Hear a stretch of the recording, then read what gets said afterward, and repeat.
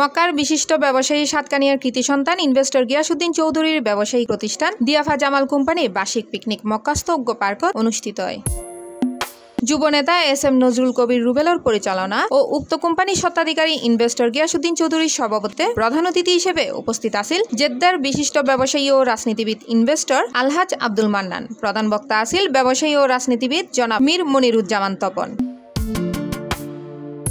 আরও উপস্থিত আছিল দিয়াফা জামাল কোম্পানির চেয়ারম্যান রিয়াজউদ্দিন, বিশিষ্ট ব্যবসায়ী ইয়াহিয়া তফাদার, টিপু সুলতান, আমিনুল ইসলাম, আসাবউদ্দিন, সোলেমান ভুট্টো, শাহজাহান, সোহেল রানা, ইকবাল হিমু, তৌহিদ, নুরুল আমিন, শফিক, সৈয়দ নূর সহ আরও অসংখ্য কমিটির নেতৃবৃন্দ এবং শতাধিক রেমিটেন্স যোদ্ধা প্রবাসী।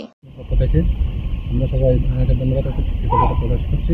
সেই সাথে যারা উপস্থিত হয়েছেন তাদের পশ্চিমাঞ্চল বিএনপি যুবদল এবং নামে দিয়াফা জামাল আজকে আমাদের একটা অনুষ্ঠান ছিল।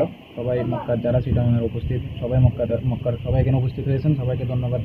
সবাইকে উপস্থিত যারা উপস্থিত হয়েছেন এবং যারা সার্বিক সহযোগিতা করেছেন আজকের অনুষ্ঠানকে সুন্দর সফল মণ্ডল করার জন্য সবাইকে জামাল পরিবারের পক্ষ থেকে আমাদের সহযোগিতা বন্ধু জনাব গিয়াসউদ্দিন চৌধুরীর দিয়াফা জামাল শরিকা কর্তৃক আয়োজিত আজকের এই অনুষ্ঠানে আপনারা যারা উপস্থিত হয়েছেন সবাইকে আমাদের পক্ষ থেকে। বার্ষিক পিকনিকত কোম্পানির ফকতুন প্রীতি ফুটবল ম্যাচ ও আনন্দ উৎসব সহ প্রবাসী অল সম্মানে নৈশভোজের আয়োজন করা হয় এবং সাবেক প্রধানমন্ত্রী বেগম খালেদা জিয়ার জন্মবার্ষিকীত সুস্থতার লাই বিশেষ দোয়া ও মোনাজাত করা হয়।